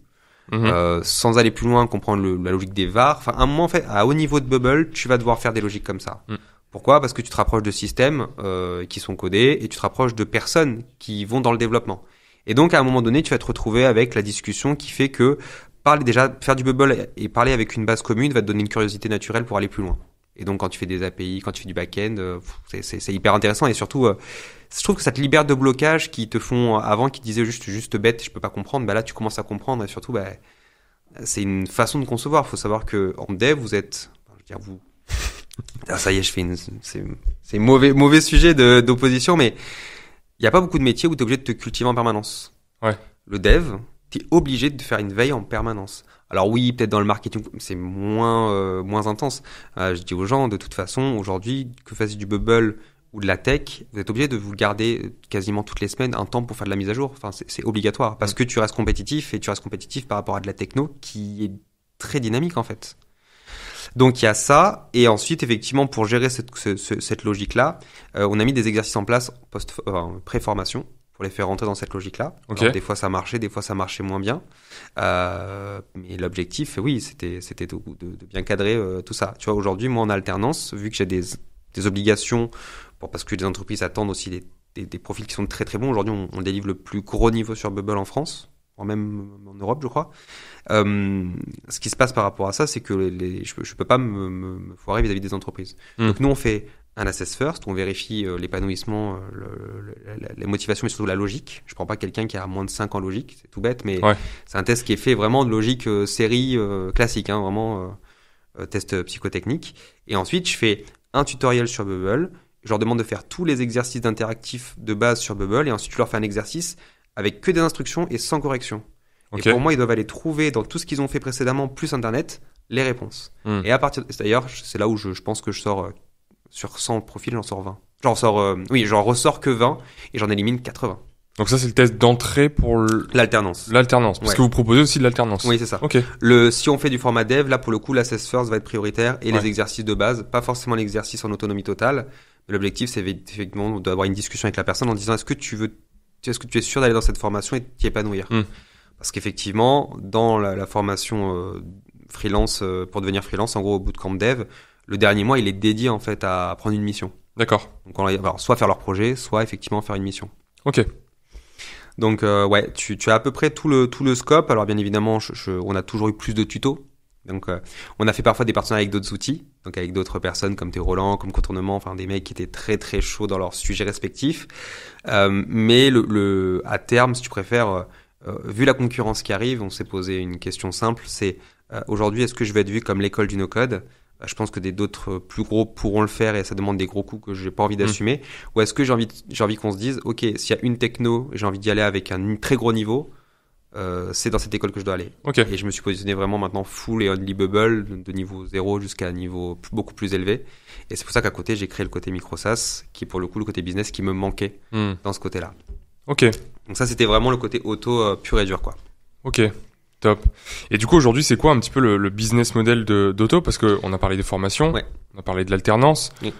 C'est quoi, voilà, ce qui rapporte peut-être le plus? C'est quoi la customer journey? Enfin voilà, comment tu gagnes de l'argent avec Auto? Alors, aujourd'hui, on se considère vraiment comme une école. Okay. Donc, le principal actif, c'est vraiment les formations. Donc, les formations dites longues. On est de 6 semaines à 12 semaines. Donc, quand je dis 6 semaines, ça va être les formations avec différents modules. Donc là, actuellement, on est sur des modules nocturnes plutôt. Et des formations longues, donc dev et alternance. Okay. Donc là, sur des formats beaucoup plus de 3 mois, etc. Toutes nos formations, même si elles sont en ligne, sont forcément avec des formateurs. Donc en mode bootcamp, toujours. Ouais, toujours. Téléprésentiel. Il y a des nouveaux formats qui arrivent à la rentrée, donc le format bootcamp qui revient en journée, mais on l'a mis de côté. Pourquoi? Parce qu'on est en train de refondre énormément la formation Bubble. Pourquoi? Parce qu'il faut savoir aussi que Bubble, normalement, est censé sortir la partie mobile native cet été. Et la partie IA sont censées l'arriver aussi dans les prochains mois. Donc en fait, on a commencé à se préparer parce qu'on a sorti un livre entre-temps, donc il y a eu beaucoup de choses qui ont évolué. Donc on est en train de faire évoluer toutes les masterclass, donc les parties API, les parties back-end. On est en train de créer du nouveau contenu et de tout re-update en fait, parce que pour nous c'est très important d'être à la pointe. Donc aujourd'hui les cours sont toujours bons et actuels, mais surtout ce qu'il faut voir, c'est que derrière on a envie de proposer une expérience encore plus longue à terme, c'est-à-dire quasiment de faire une formation qui soit du double du temps. Parce que ce qu'on veut montrer aussi, c'est que on arrive à un sujet aujourd'hui, c'est quel est le futur du no-code. Une fois que tu maîtrises Bubble à haut niveau, ou en tout cas par rapport à ton sujet de freelance, je parle pas de création de boîte là, je parle vraiment de freelance ou de professionnalisation de métier. Je pense qu'à un moment, il y a une intégration du code qui doit être de plus en plus, je dirais pas obligatoire, mais je dirais importante. Certaines logiques qui sont importantes, ne serait-ce que pour les API, tu t'en rapproches tellement pour les API que forcément tu lis, et plus tu lis, plus tu as de la curiosité. C'est du JSON, t'en manges quasiment tous les jours, donc tu te dis au bout d'un moment, j'aimerais bien comprendre comment ça se passe. Et l'objectif, c'est vraiment d'un côté d'adapter des bouts de code pour justement mieux comprendre nos codes, commencer à toucher à des outils qui sont plutôt des outils spécifiques externalisés. Donc j'ai pas une vocation de faire du multi-outil. J'ai vraiment vocation d'utiliser Bubble comme une rampe de lancement pour toucher d'autres outils par un point de logique. D'accord. Comme Make pour les connexions, spécifique à d'autres outils, comme Xano qui est une base de données externalisée. Donc tu sais, à chaque fois tu touches de plus en plus le côté code en gros avec c'est quoi un array, c'est quoi ces connexions, c'est quoi un token. Donc tu touches de fur et à mesure des trucs très très intéressants et des sujets, je dirais, sur de plus en plus des points spécifiques de performance et de sécurité qui sont toujours plus évolués par rapport à Bubble. Il y a des outils aussi qui commencent à arriver sur Bubble qui sont hyper intéressants, comme des outils de customisation graphique avec des blocs qui sont préfaits. Mais tu as aussi des outils comme AirDev qui a créé l'outil AirCanva, qui est un outil qui a ses propres modules de conception. Et en gros, les mecs, ils ont fait un truc qui est hyper intelligent, c'est qu'ils ont créé une agence AirDev, un outil AirCanva qui permet d'aller plus vite pour le côté agence. Et pour recruter des développeurs, ils ont fait un bootcamp, une sorte de bootcamp tout en anglais gratuit, peu accompagné, mais par contre, très difficile. Et les gens qui passent tout le parcours, ils les recrutent. Ils les recrutent dans l'agence, voilà. Alors aujourd'hui, ils le font moins parce qu'effectivement, il y a eu tellement de demandes que c'est devenu un petit peu plus select. Mais tu vois, il y a une autre agence qui le fait en France, EvoDev, qui prend que des gens qui maîtrisent la techno AirDev, AirCanva du coup. C'est hyper intéressant, tu vois. Donc il y a eu même des avancées par rapport à des plugins, par rapport à des outils. Et pour moi, quand Bubble va rajouter la partie mobile, ça va réouvrir un énorme scope. Si la partie IA aussi arrive de la même façon, ça va ouvrir des possibilités qui vont être encore plus dingues. Et dans mon coin, je parle effectivement que de la partie programmation visuelle. Je considère Bubble comme de la programmation visuelle. Je parle même pas de la partie automatisation. Et tu as des outils qui sont, on va dire, concurrents Bubble, mais qui sont sur des stacks beaucoup plus techniques, qui là, comme du WeWeb. Donc là, c'est une version plus évoluée que je réserve beaucoup plus à du développeur pour moi, parce que c'est des logiques de développeur. Mais par contre, ce qui est bien, c'est que certaines personnes, du coup, si elles ont envie d'aller plus loin par rapport à Bubble et qu'elles veulent passer sur une autre stack, elles peuvent le faire. Comme je dis, l'idée, c'est que vous ayez le choix de faire ce que vous souhaitez, soit pour vous, pour votre produit, pour votre conversion, mais toujours d'avoir l'idée de... C'est pas parce que tu as loupé tes études à un moment que c'est condamné. Et surtout, de ne pas se dire que la voie du code, c'est la voie. Alors, je vais être très critique par rapport à ça. Je suis pas critique par rapport aux grandes écoles, mais aujourd'hui, je trouve que certaines écoles ont fait un peu n'importe quoi. Je veux dire, on a les stats, tu sais, de la pénurie du code. C'est pas la pénurie du développeur, c'est la pénurie du développeur senior. Aujourd'hui, les développeurs juniors, enfin, tout le monde en parle, beaucoup de youtubeurs en parlent. Je veux dire, c'est pas faute de dire des mecs qui sont formés en 3 à 6 mois, 1 an. Il y en a une saturation sur le marché. Il y a eu beaucoup de financements qui ont fait que les gens se sont vraiment, et les écoles se sont rincées. Et tu as aujourd'hui trop de devs juniors sur le terrain qui demandent des salaires qui sont plus élevés que la normale. Mais surtout, un dev junior, tu peux pas faire grand chose avec. S'il a pas les compétences minimum, il n'y a pas de viabilité. Et surtout, pour gérer un dev, il faut un autre dev. Ouais. Et donc, au bout d'un moment, moi, je les vois parce qu'ils veulent se reconvertir en no-code. Et je suis en mode, ce qui est risqué, c'est que passer à un certain niveau, non seulement ça va être dur à justifier à des entreprises que malgré un diplôme en code qui a quasiment 2 ans, que tu reviennes en alternance sur du no-code. Donc, du coup, même ça peut être une compétence supplémentaire. Il y a quand même une question de qu'est-ce que tu as fait pendant 2 ans, tu vois, par rapport à ça, qui peut amener une question de légitimité et de confiance. Et surtout, j'ai des profils où je me suis dit, mais pourquoi Pôle emploi leur a fait aller là-dedans? Pourquoi ils ont fait ça? Tu vois, genre, ça se voit que c'est pas leur projet. Ouais. C'est juste une opportunité à un moment business. Mais faites des tests. Ça paraît évident que ces personnes-là vont être malheureuses dans le métier. Pourquoi? D'ailleurs, parce qu'elles trouvent pas de mission. Et surtout, ensuite, au bout d'un moment, non seulement elles trouvent pas de mission, mais elles s'épanouissent pas dans ce qu'elles font. Tu vois, ce qui m'énerve un peu, et je considère aujourd'hui, pardon de le dire, mais je pense que 80% des projets aujourd'hui faits en code nécessitent en réalité pas de code. Ils auraient pu être faits dans une autre techno. Et du coup, comment tu gères, toi, par exemple, en tant que développeur junior, t'arrives sur le marché, tu viens de faire un bootcamp de 3 à 6 mois, qu'est-ce que tu fais pour passer senior? Parce qu'on est un petit peu dans la problématique de l'œuf et de la poule, en mode, t'es junior, tu veux trouver ta première expérience pour devenir senior, enfin voilà, entre les deux, mais le marché est saturé, du coup t'es bloqué là parce que y a trop d'offres et pas assez de demandes. Je peux pas répondre à tous vos problèmes, les gars. Faites un effort. Non, déjà pour moi il y a une chose qui est importante, c'est que Malte nous a rendu fainéants. Ouais. Faut arrêter avec ce sujet de je me mets comme ça sur mon fauteuil, je mets mon profil, j'attends que ça morde, que le client il vienne. Et ils viennent pas, moi je fais rien. Déjà, il y a un truc qui va pas, c'est que je considère déjà que à mon époque, Malte n'existait pas, on était tous proactifs, d'accord?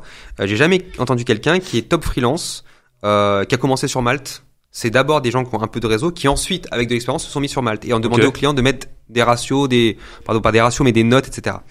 Donc déjà, il y a une chose, c'est être visible. Donc déjà, t'es pas visible sur Malte parce que t'es confondu avec 1 million de pélos qui font à peu près ce que tu fais, et eux, ils ont peut-être une meilleure photo, un meilleur profil, donc t'es comparé déjà de manière pas positive, parce que t'as pas un profil que tu peux valoriser. Déjà, il y a un premier sujet, c'est que soit pour toi sur des projets, soit autour de toi, je peux te garantir que je vais dans la rue, en 3 minutes, je te trouve un projet de dev à faire. N'importe lequel. Mais vraiment, je te dis pas un projet de dev qui va te payer 20 000 euros. Je parle d'un premier dev à peut-être 500, 1000 balles, mais n'importe quel commerçant aujourd'hui à un moment un besoin technique, d'accord? Et moi, les VTC, je pose la question à des VTC, donc des mecs qui, des fois, je prends, parce que j'habite loin, donc pour aller à la gare, c'est une galère, donc je prends des VTC. Le nombre de personnes qui m'ont parlé d'avoir une application du moment que je parle de mon métier, c'est fou. Je crois que c'est vraiment 1 sur 2. Ok. Pareil, quand tu vas chez le coiffeur, il y a des trucs super intéressants quand tu parles aux gens. Donc déjà, tout le monde a des besoins, et tout le monde, ou en tout cas, beaucoup de gens ont peur de la technique. Ouais. Ils ont une image d'expertise, d'élitisme, de très très cher et de moi j'y comprends rien. C'est vraiment c'est le deuxième mot qui arrive, moi j'y comprends rien, donc voilà. Donc ça c'est le premier sujet. Ensuite, donc déjà constituer un portfolio, soit de projets peut-être proches, amis, potentiels clients, en prévenant que vous démarrez, que c'est moins cher parce que vous démarrez, et de faire une première mission avec un petit cahier des charges. Déjà vous allez roder votre expérience, augmenter en expertise. Et surtout avoir des sujets à mettre dans votre portfolio. Déjà, une fois que tu as ça, ça change tout. Parce que les projets d'école, c'est très sympa, mais très souvent, tu sais, ils sont pas finis, pas ficelés. Alors, en no-code, ça va, mais en code, c'est très ingrat souvent parce que c'est fonctionnel, plus que visuel. Sauf que les gens, le fonctionnel, ils le voient pas forcément. Ouais. Voilà. Donc déjà, ça, c'est le premier sujet. Deuxième sujet, si tu veux être visible, déjà, il faut que les gens ils accèdent à ton portfolio. Donc déjà, avoir un site avec son nom, je pense que c'est essentiel. Faire un blog pour monter, je pense que c'est essentiel, même si c'est quelques bases de référencement, c'est jamais perdu, c'est toujours valorisable. Pardon. Et l'autre sujet aussi, c'est on a LinkedIn aujourd'hui, on a Instagram, on a Facebook. Alors je te dis pas que de mettre de la publicité, mais aujourd'hui j'ai du mal à me dire comment tu peux pas être visible avec ces 3 réseaux sur qui l'algorithme fonctionne à la visibilité. Si même tu fais juste un truc où tu parles de ce que t'aimes, parles d'un projet ou quoi, ce sera toujours un sujet où les gens ils vont te reconnaître en tant que tel et te dire j'ai peut-être envie de bosser avec ce mec. Alors c'est peut-être pas des clients que t'attends, mais que quelqu'un te contacte, même si c'est pour un truc nul, c'est quelqu'un déjà qui t'a regardé, qui t'a remarqué et qui a été intéressé. Et à partir de ça, et moi j'en connais plein qui ont commencé juste en donnant des tips, même en faisant des formations gratuites. Moi je sais, Tom Vinière, ce mec-là, tu regarderas sur Instagram ou autre, c'est assez impressionnant. Voilà. Le mec, ce 3e mois, il avait déjà une mission. Mais une belle mission. Une mission à plus de chiffres que normalement, tu t'as pas ça, tu vois. Alors, donc, pour expliquer un petit peu, donc, c'est quelqu'un qui a fait le bootcamp auto. Ouais. Alors, bootcamp dev, pour reprendre un petit peu, l'objectif, c'est derrière d'être freelance ou justement, vous formez que sur la partie no-code et ensuite, ils se démerdent pour aller chercher une mission. Alors, on parle de professionnalisation, de négociation, de cahier des charges, etc. On leur explique comment être visible. Okay. Mais on va dire que globalement, on les accompagne là-dedans, mais c'est pas un accompagnement de 6 mois. C'est pendant le dernier mois, ils ont l'objectif de trouver une mission, de la faire. Parfois, on peut leur amener. Ça, qu'on ait des demandes parce qu'on les cadre par rapport à ça et des clients qui nous font confiance. Ouais. Mais par rapport à ça, c'est surtout l'idée d'avoir des formateurs qui apportent la confiance technique quand toi, sur un premier projet, tu te sens un peu fébrile, tu sais. Et très souvent, la garantie auto, ça rassure quand même les clients en disant, attendez, je suis pas tout seul. Même si c'est pas cher, il y a quand même des gens derrière qui sont là pour me conseiller, des formateurs qui me laissent pas tout seul et je risque pas de planter votre projet. Il faut savoir que beaucoup, ont peur que le dev se barre, en fait, tout simplement. Parce que, effectivement, t'es pas garant, en fait. Même si t'as une accord de signer, freelance, tout le monde connaît pas les règles. Et donc, la peur que tout soit resté en plan. Donc vous portez aussi garant sur la première mission Ouais, dans le cadre de ce mois, par contre. Ouais, ok. On peut pas le faire au-dessus. Bien sûr. Mais l'idée, c'est ça, ouais. Et donc, effectivement, Tom fait des... Ouais, en gros, vas-y peut-être dire comment tu l'as perçu, toi, parce que c'est ça qui m'intéresse. Moi, en fait, j'ai découvert Tom justement à travers la création de contenu sur Instagram. Et il explique comment il fait pour se former et pour développer un projet. Mais il y a rien... Enfin, sans vouloir dénigrer son travail, bien sûr, mais au début, il y avait rien de plus que je documente ma journée. Ouais. Aujourd'hui, j'ai fait ça, j'ai suivi un cours. Voici ce que j'ai réussi à faire. Mais dingue, ouais, mais exactement ça. Mais t'imagines que le mec, non seulement c'est vraiment un mec, il est très très smart, tu vois. Et le truc, c'est que il commence le bootcamp, donc qui est très intensif sur les heures, et qui, à côté de ça, il a le temps de trouver une inspiration pour la vidéo, faire sa vidéo, faire les sous-titres, cutter, monter, et mettre sa vidéo en place. Et à côté, le mec, il court. Mais tu n'as pas de vie. Oui, oui, effectivement, quand tu fais ça, c'est clair. Et du coup, en fait, ce qui s'est passé, c'est qu'à force de faire tous les jours, ça représente 90 vidéos, je crois. Enfin, c'est un truc démentiel. Et les gens l'ont marqué. Et du coup, apporter des missions comme ça. Et maintenant, il joue un peu ce côté. Donc là, il est à Bali, il fait un peu le côté influenceur. Et pour le coup, on discute régulièrement parce qu'il a fait une petite formation gratuite. Bon, du coup, lui, il a pas forcément envie d'aller forcément plus loin, donc on discute ensemble pour la suite. Mais ce qui est hyper intéressant derrière, c'est que aujourd'hui, ce mec-là, il a tout compris. Il a compris que la technicité, c'était en fait en travaillant dur, en montant son expertise, et que un sujet que beaucoup de freelance ignorent, d'ailleurs c'est la première chose qu'il a fait, c'est de monter son portfolio, c'est que une fois que les clients ils t'ont vu, il faut qu'ils te croient, il faut qu'ils te fassent confiance. Et à ce moment-là, il leur a donné le sujet, c'est-à-dire un projet client qu'il a développé pour ce client-là, qu'il a vu justement, il a dit voilà, c'est moins cher, mais t'es mon premier client, donc fais-moi confiance. Et une fois qu'il a eu ça, du coup il a eu une preuve, on va dire non remettable en question. On ne peut pas t'attaquer là-dessus en disant j'ai fait un projet pour un client, le projet est beau, vous pouvez le visiter, vous pouvez le tester. C'est pas un projet test, c'est un vrai truc. Et donc dans ces cas-là, je suis totalement légitime, OP pour aller travailler avec vous, quoi. Et là, dans ces cas-là, là aujourd'hui, il a pas de problème en fait là-dessus. Les freelances qui gagnent, c'est qu'ils ont compris cette équation un peu particulière, c'est que il y a du travail à fournir au niveau tech, mais il y a du travail à fournir au niveau marketing. Mais ce qui est intéressant, c'est que au niveau marketing, on se dit tout de suite, voilà, il faut créer un logo, il faut avoir une charte graphique pour mon site, machin, etc. Lui, et ce que je fais aussi, je me permets de dire ça, parce que moi aussi, c'est quelque chose que j'utilise, c'est juste documenter son processus d'apprentissage.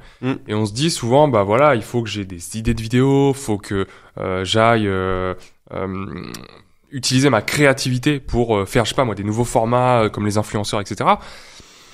Oui, ça peut marcher, mais ça prend beaucoup de temps, et le meilleur ratio, je trouve, entre temps passé sur la création de contenu et efficacité, c'est la documentation. Mais en fait, on ne demande pas d'être original. En fait, les gens, ils s'en fichent que tu ressortes du lot. Les gens, dis-toi que du moment que tu fais une vidéo dans un contexte freelance, t'es original. Et malgré qu'il y ait des graphic arts, etc., je veux dire, un développeur qui fait du YouTube ou qui fait du TikTok ou tout ce que tu veux devient par essence original. Tu vois, il y a pas, la recette, elle est pas compliquée. Et donc, bien évidemment, il y a le fait de faire des choses intéressantes. Mais là, encore une fois, ça reste, je pense, ça peut être le fait de rendre intéressant, c'est le secret du montage. Tu vois, donc si tu as des compétences en vidéo, c'est mieux. Et même si tu les apprends en même temps, ça fait toujours une compétence en plus. La seule chose, c'est que je pense qu'on a besoin d'excuses, tu sais, pour pas se lancer. Un logo, c'est tu prends ta tête en photo, c'est un logo, voilà, clairement. Ou un objectif, un objet caractéristique, genre tes lunettes, hop, c'est un logo. Une headline, c'est t'as même pas besoin de headline, c'est tu fais des projets Bubble, tu vois, c'est juste ce que tu fais.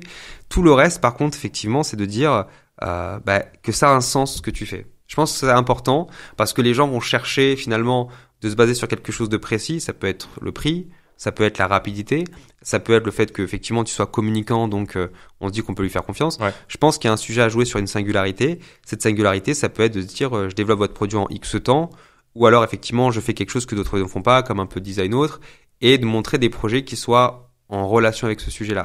Pourquoi ? C'est juste d'éviter la mise en concurrence par défaut, c'est-à-dire du moment que moi j'ai quelqu'un, alors c'est pas toujours le cas, mais je vais quand même aller voir ailleurs si c'est pas mieux, et potentiellement aussi, je vais peut-être aller comparer sur Malte. Alors faut pas croire, mais finalement très peu de clients, enfin en tout cas très peu de clients, pas tous les clients sont sur Malte, donc beaucoup de gens ne connaissent même pas la plateforme.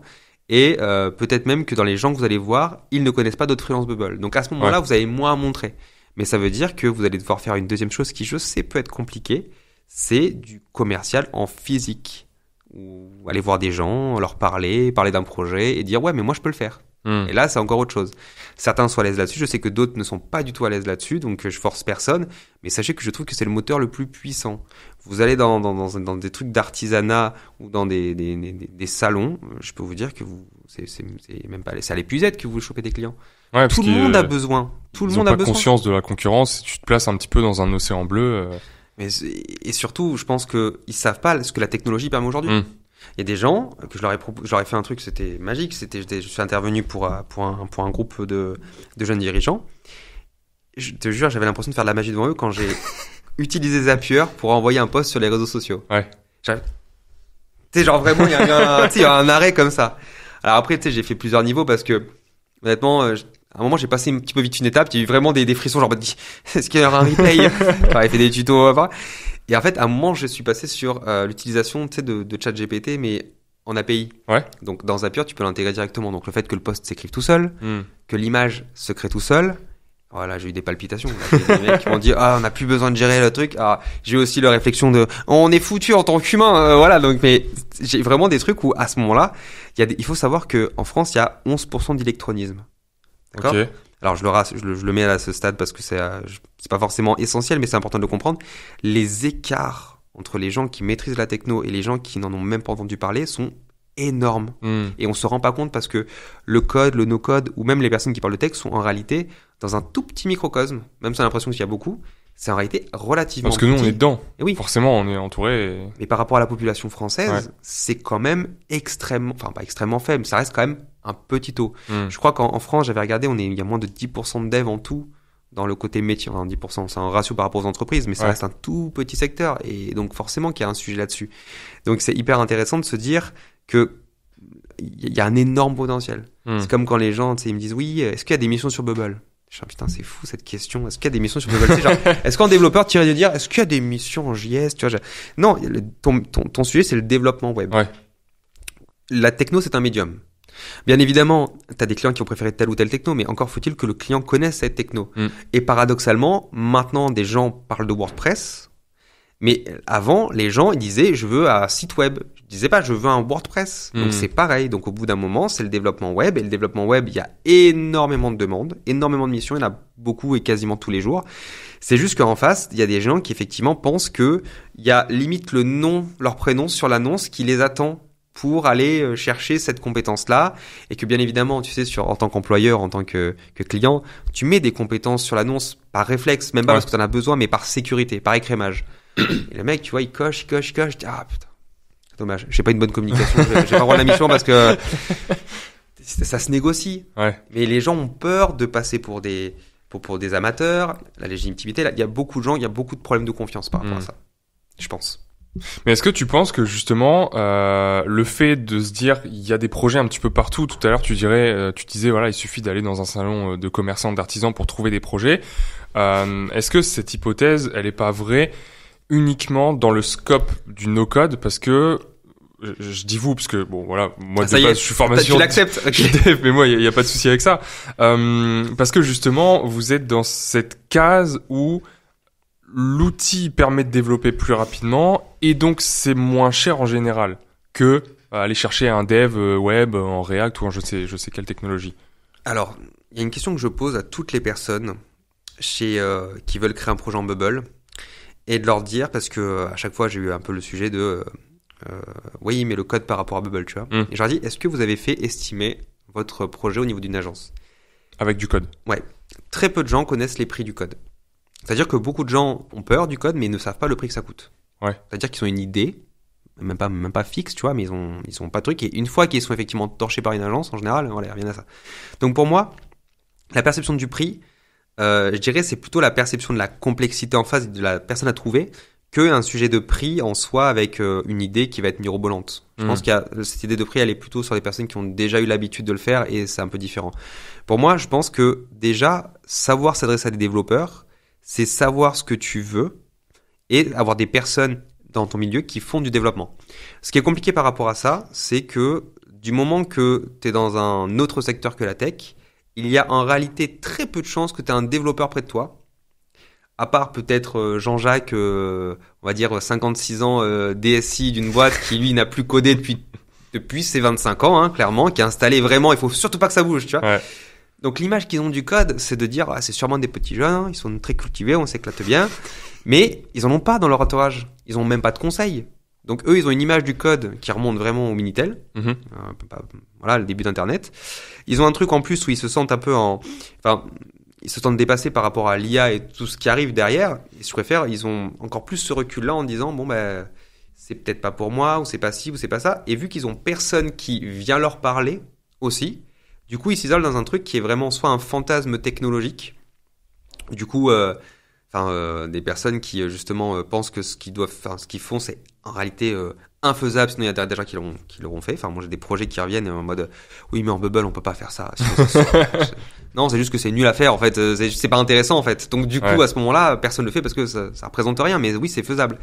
Et j'ai vraiment des questions à chaque fois où je suis en mode c'est pas possible quand même, les gens sont vraiment cette image là et alors qu'à l'inverse tu vois le code genre tu sais vraiment le truc ouais mais l'application à moi elle devra faire du café, ouais c'est sûrement possible en code ça aussi, tu vois les gens ont plus de réalisme par rapport à ça, c'est vraiment devenu un truc limite sain, tu vois, de se dire non mais c'est sûrement possible en code, en no code je pense pas qu'on puisse le faire. Je dis oui mais peut-être, mais à ce stade là est-ce que tu es sûr que ça vaudra effectivement le coup d'investir?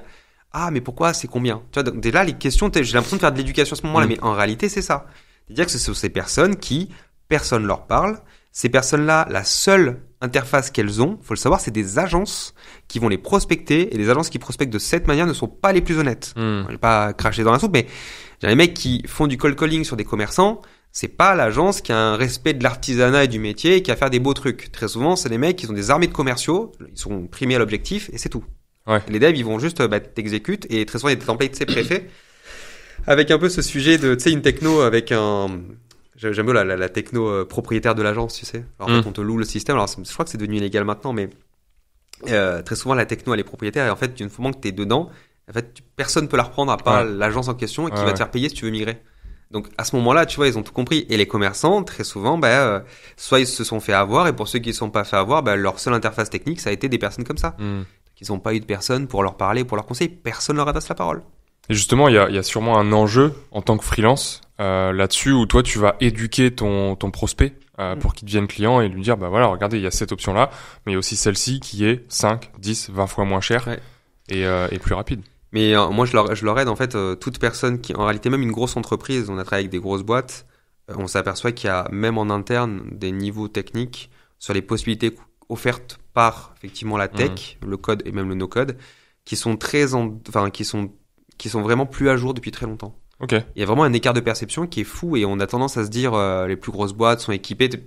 C'est les plus grosses boîtes les moins bien équipées en tech. Mais c'est juste qu'il y a une habitude qui est très hiérarchique, très structurée, très DSI. Je pense que, en fait, c'est marrant parce que l'inertie des grosses boîtes, limite, se met en place du moment qu'elles grossissent. Et je le vis du moment qu'on est du moment chez Auto, du moment qu'on a commencé à grossir, on n'a plus la même rapidité d'action. T'imagines une boîte qui fait 2000, 3000, 5000 personnes. Je veux dire, au bout d'un moment, c'est même plus une inertie que t'as. C'était quasiment l'immobilisme, au final. Et donc, en tech, en interne, c'est pareil. Il y a des sujets où la tech n'a pas percé certaines frontières, où j'ai des personnes qui... Alors, si Microsoft est arrivé à faire un truc très très fort, c'est s'installer dans tous les standards avec des outils pas foufou. Mais vu que c'est installé dans le pack de base, ouais, bon, on va l'utiliser. Tu ne peux rien faire avec, mais on va l'utiliser. Oui, mais tu ne peux rien faire avec. Et les mecs se disent... J'ai entendu un truc, la première fois que je l'entends, c'était vraiment une application sur un espèce de réseau social interne, mais proposé par Microsoft. Vraiment le truc pas bon, quoi. Et ils s'étaient obligés de l'utiliser. Tu imagines le niveau de forcing, c'est pour que justement on utilise l'outil Microsoft. Ils sont bloqués de partout, mais vu que la DSI, elle a les mains là-dessus, elle est contente, donc du coup, la tech est bloquée à ces différents, elle est silotée, je vais le dire comme ça. Tes besoins d'automatisation, tes besoins d'environnement de travail, tu peux pas les faire parce que sinon c'est du shadow IT. C'est vraiment la pancarte qu'on lève quand il y a besoin de stopper toute question technique. Non, comprenez les risques de shadow IT, tu vois. C'est même pas le risque de piratage, vous comprenez. Je pense qu'ouvert Facebook, c'est un risque de shadow IT. Oui, mais quand même. Et en fait, t'as vraiment ce truc-là installé. Et du coup, les gens ont une image aussi de la techno à tous les niveaux qui est extrêmement biaisée. Le créateur, le Larry Page, etc., dans son garage à faire des trucs de fou pour créer Google, voilà, ça, et Sergey Brin, je veux pas couper les trucs en deux, mais le truc qu'on avait un petit peu sur ça, de mon époque entrepreneuriale, je sais pas si tu as dû la vivre, tu étais un petit peu plus jeune que moi, donc je pense que tu l'as vécu quand même à toi ça. Moi, avec le truc The Family que j'ai vécu, même si les affaires plus tard c'est autre chose, mais moi j'ai trouvé un truc extraordinaire dans ce microcosme, mais ce n'est qu'un microcosme. Et beaucoup de gens n'ont pas du tout été touchés par ça.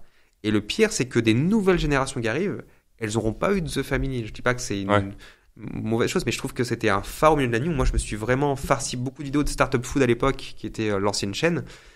C'était incroyable. Enfin, je veux dire, moi, même si on n'aime pas le personnage, j'ai énormément appris grâce à ça. Et les conférences, les coups d'état, enfin, les trucs comme ça. Enfin, moi, j'ai fait un pèlerinage là-bas quand j'y suis allé, quand j'ai donné un cours là-bas. C'était incroyable. J'ai même une photo. Bon, le truc est tombé quelques mois plus tard, c'est vrai. Mais à l'époque, c'était émouvant, je te jure. Je crois que j'ai fait ma groupie auprès d'Alice. Je vais maintenant de le dire, mais je crois que je vais aller voir Alice Zaguri juste pour lui dire j'adore ce que vous faites. Bon, bref, ridicule, tu vois, mais j'étais tellement dans un endroit où t'es seul, en fait. Alors, on va revenir sur le truc des entrepreneurs, mais j'étais tellement seul par rapport à ce que je voulais faire à l'époque qu'avoir des gens sur Paris qui faisaient des trucs dans un endroit trop cool, c'était incroyable, quoi. Ouais, c'est ça. Comment t'as géré un petit peu cette solitude et qu'est-ce que tu pourrais conseiller à quelqu'un aujourd'hui? Donc, déjà faire le parallèle avec toi à ton époque entre guillemets. Ouais. Et aujourd'hui, est-ce que t'as vu les choses changer ou est-ce que les conseils que t'aurais bien aimé recevoir il y a quelques années sont toujours valables aujourd'hui? Alors, moi, il y a un truc particulier aussi qui m'a lié avec les gens d'Auto. Donc, je vais revenir sur Auto rapidement parce qu'il y a eu un truc qui s'est passé, qui fait que la communauté pour moi est très importante. Ouais. C'est que on a eu, alors ça va rentrer dans le sujet un petit peu plus difficile, mais moi j'ai une cause pour tout ça qui fait qu'aujourd'hui j'ai un enfant handicapé et c'est pas un petit handicap, c'est assez important, des gros problèmes à la naissance qui ont fait qu'il a passé beaucoup de temps à l'hôpital dès sa naissance et une femme qui aujourd'hui ne peut pas travailler justement par rapport à son handicap avec beaucoup de rendez-vous médicaux. Et si tu préfères, par rapport à ça, non seulement j'étais dans la période où Auto commençait à marcher très fort. Avec la formation, on est passé de 300 à 1500, c'était quasiment dans ces mois-là. Le Covid a commencé à ce moment-là aussi. Donc autant se dire qu'on se retrouve dans un endroit où on a mauvaise nouvelle sur mauvaise nouvelle et on se retrouve dans l'endroit où il y a des masques et des gels hydroalcooliques. Donc on savait pas ce que c'était comme maladie. Et à Marseille, les gens volaient des masques dans les hôpitaux, directement, dans les chambres.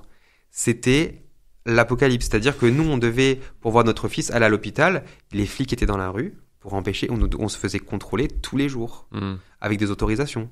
Enfin, on était en plein confinement à devoir sortir pour aller voir notre enfant à l'hôpital. Enfin, c'était délirant.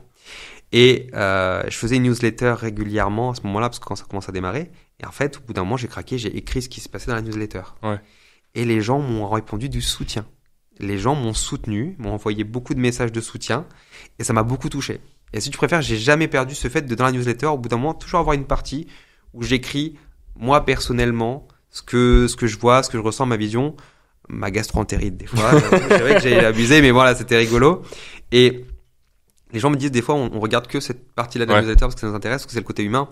Et du moment que j'ai eu ça, j'ai eu un moment très proche avec ma communauté où je me suis dit, ok, ce sont des gens avec qui j'ai toujours envie d'avoir une proximité.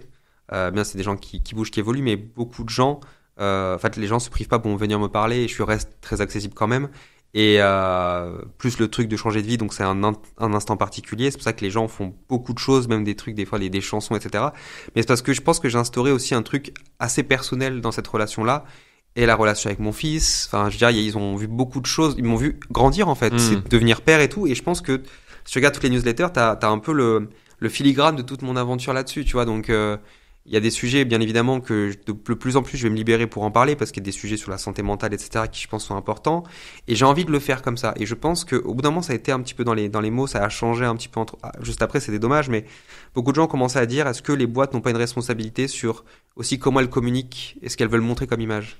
Et à travers l'image du fondateur. Bon, sans vouloir être influenceur, mais je pense qu'au bout d'un moment, si tu as un sujet d'incarnation de boîte, il y a des sujets qui forcément dans le perso sont présents. Pas ignorer que t'es pas un robot, t'es pas une machine et qu'il y a une vie derrière. Et pour moi, c'est très important de pouvoir le communiquer dessus. Donc c'est pour ça que le sujet de communauté, je l'ai vraiment gardé très très proche de base parce que ça fait partie de mon histoire, tu vois. Ouais. Ok. Et comment t'arrives à garder cette proximité avec ta communauté malgré le fait que la boîte grossisse et que toi derrière tu dois toujours incarner ta boîte et partager ta personnalité? Alors je suis surconnecté, je suis très très connecté, j'ai beaucoup de notifications et ça me dérange pas. Alors je suis hyper actif, donc du coup ça m'aide aussi par rapport à ça. Après, comment gérer une boîte, c'est difficile à dire. Il faut, je pense, en fait, la grosse question c'est qu'est-ce que tu gères dans ta boîte. Ouais. Au bout d'un moment, il y a des choix à faire. Il y a des choix sur l'organisation de la structure, les choix sur FCI, ce que tu portes et ce qui amène en termes de business. Et je préfère, pendant longtemps, je pense que le rôle de CEO a été d'organiser les choses, bon gré, mal gré. Je suis pas sûr que je sois le meilleur à cette position-là. C'est pour ça que Géraldine, mon associé, faut savoir qu'on est 3 associés et je parle pas assez de cet associé, mais Géraldine est vraiment mon repère. Et par rapport à ça, c'est elle qui gère ce côté-là maintenant et qui est montée de le faire de plus en plus pour que justement je me lance, enfin je continue ce que je faisais très bien à la base, c'est la communauté et surtout le fait d'être visible. Ouais. Donc aujourd'hui, le côté un petit peu commercial des fois, enfin les gens quand ils ont des questions, ça peut revenir souvent vers moi parce que j'ai l'aspect le plus technique aussi. Et que derrière, si tu préfères, on est dans un sujet où, par rapport à avant, où en fait dans la courbe, en fait on avait beaucoup de early adopters. Tu sais, vraiment des gens qui étaient dans le délire un peu tech savvy, tu sais, un petit peu ce sujet de la tech, je connais, je bidouille un petit peu et il manquait juste ça pour vraiment pouvoir créer mes applications. Plus ça va, plus on a des gens qui étaient vraiment à des instances où je n'ai moins en moins entendu parler de la tech, mais de plus en plus de l'envie de me lancer dans un produit et le no-code me paraît comme une voie possible par rapport à mes compétences. Okay. Donc on est vraiment sur des personnes qui sont plus, qui découvrent un peu plus, même si les sujets no-code quand même ont plus percé le sujet, notamment de quelle techno je vais aller faire. Avant on se disait ok c'est quoi le no-code, maintenant les gens ils me disent non mais moi je suis sur Bubble, c'est ok je veux aller sur Bubble. Donc déjà cette partie là qui est faite. Mais il y a quand même le sujet à un moment, la personne, elle veut obtenir quelque chose de sa formation. Tu la formes pas en me disant, à la fin, tu vas prendre du plaisir à faire du Bubble. Le sujet, c'est pas ça. Le sujet, c'est est-ce que je peux gagner ma vie en travaillant sur Bubble, que ce soit pour un client, que ce soit pour donc salarié, que ce soit pour des clients freelance, ou que ce soit pour mon projet. Et le sujet, c'est ça en fait, c'est de comprendre ce sujet-là pour que dans la communication, je puisse en parler. Okay. C'est pour ça qu'à ce moment-là, c'est important que je le fasse aussi parce que on était très côté tech pendant longtemps et maintenant, les gens ont besoin, je pense, de revoir un petit peu l'aboutissement. C'est quoi à la fin? Tu fais quoi avec ça? C'est ça qui nous manquait. Ok, top. Du coup, pour conclure un petit peu sur ce podcast qui était hyper intéressant, c'est quoi les prochaines étapes de la boîte? Donc là, déjà, on est en train de refondre une grande partie du contenu parce qu'il y a eu un autre sujet de formation qu'on a lancé, c'est le côté micro-SaaS. Donc on a lancé une formation micro-SaaS. Donc en gros, c'est l'aspect business en fait qui me manquait. Donc comment au lieu de faire un côté startup avec un gros sujet, comment faire un petit produit qui est dédié à une cible qui se fait assez rapidement. En fait, on parle d'un petit peu de revenu passif. Je reprends un peu les mots, c'est d'influenceur. C'est Bubble, c'est comme on va dire le Shopify du dropshipping, tu vois, Ouais. c'est ça qui est intéressant. Et donc pour moi, de l'accès dans un contexte business va aider beaucoup de gens à s'y mettre dans un contexte où ils peuvent obtenir quelque chose. Et une fois de plus, quand tu fais un premier micro SaaS, que tu en refasses un deuxième, la maîtrise de la connaissance, elle est déjà là, donc tu vas aller encore plus vite. C'est comme les gens qui font plusieurs e-commerce, une fois que tu en as fait un, c'est plus rapide. Et du coup, on a lancé ça, et ce qui est marrant, c'est que de ça, on a commencé à voir les liens qui se faisaient avec la formation. Donc pour moi, non seulement je suis en train de créer un outil par rapport au micro SaaS pour aider les gens à faire cette bascule-là, avec des démonstrations et des clones sur Bubble, parce que pour moi, c'est un gros sujet, notamment par rapport à l'IA. Et aussi, c'est de continuer à monter en expertise sur les formations no-code, mais toujours avec une base sur Bubble à haut niveau. Ok. Donc pour moi, l'objectif, là on a passé le côté certification, donc c'est des certifs qui arrivent à la rentrée. Donc mon objectif, c'est vraiment de pouvoir avoir le plus de développeurs no-code sur Bubble spécifiquement, avec le meilleur niveau de compétences. Et aussi peut-être, pourquoi pas, on imagine dans un monde où les mecs qui ont fait du micro SaaS, au bout d'un moment, ils ont envie de continuer l'aventure, mais ils ont plus assez de temps pour développer. Ouais. Peut-être pouvoir faire peut-être appel à des développeurs de l'école, parce Ouais, que carrément. quand ils sont en mission et quand ils démarrent les missions, ils peuvent justement commencer à de plus en plus, je dirais, avoir leur premier portfolio grâce à ça. C'est ce que je disais tout à l'heure. Donc je pense qu'avoir une boucle comme ça qui soit positive, je pense que c'est ça que j'aimerais en tout cas pour l'avenir d'Auto. Trop bien. Hyper intéressant. Merci beaucoup. Si on veut te retrouver, Thibaut, si on veut échanger avec toi ou si on veut en savoir plus sur les formations, où est-ce qu'on va? Alors sur auto.co, il y a aussi le Discord qui est relié juste derrière. Donc vous tapez sur Discord Auto et normalement vous nous trouvez. On a une communauté publique.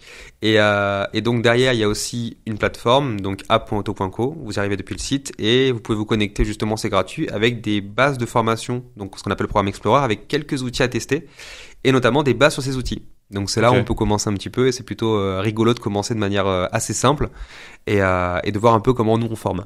Trop bien. On mettra tous les liens dans la description du podcast de toute façon. Merci beaucoup. C'était un plaisir. Épisode hyper intéressant et puis hâte de suivre un petit peu l'aventure auto dans les prochains mois et à la rentrée. Mais carrément. Top.